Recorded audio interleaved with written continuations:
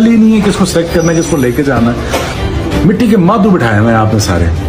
कान खोल कर सुन लो, अगर मोहम्मद आमर को टीम में शामिल ना किया गया तो तुम हार जाओगे। खुदा के लिए तुम्हारे पास आखिरी मौका है, अभी भी मोहम्मद आमर को टीम में शामिल कर लो। शोएब अख्तर फट पड़े। अभी आपके साथ वीडियो बयान भी शेयर करेंगे जिसमें उनका कहना था कि तुम सिर्फ और सिर्फ रोटी खाते हो और तनख्वाह लेते हो, तुम्हें ये फिक्र नहीं है कि कौन जीतेगा कौन हारेगा। ग्राउंड में कोई यारी दोस्ती काम नहीं आती, ग्राउंड में सिर्फ वही जीता है जो अच्छी परफॉर्मेंस दिखाता है। अभी आप सबसे पहले शोएब अख्तर का ये बयान भी सुने। कल ही नहीं है किसको सेलेक्ट करना है, किसको लेके जाना है।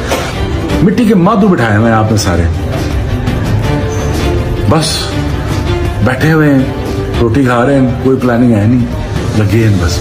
अभी आपने शोएब अख्तर का ये वीडियो बयान भी सुना जिसमें शोएब अख्तर चीख चीख कर कह रहे हैं कि अगर मोहम्मद आमर को टीम में शामिल ना किया गया तो तुम बुरी तरह से हारोगे। लेकिन फिर भी इसके बावजूद भी पाकिस्तान पीसीबी टीम इंतजामिया की जानब से कोई भी एक्शन नहीं लिया जा रहा, बल्कि उनका कहना है कि मोहम्मद आमर को किसी भी सूरत टीम में शामिल नहीं किया जाएगा। इस हवाले से शोएब अख्तर का ये भी कहना था कि मोहम्मद आमर के पास कोई बड़ी सिफारिश नहीं है, यही वजह है कि उसे टीम में शामिल नहीं किया जा रहा। अगर इसके अलावा कोई और खिलाड़ी होता जिसके पास बड़ी सिफारिश होती तो वो पाकिस्तान टीम में जरूर शामिल कर लिया जाता।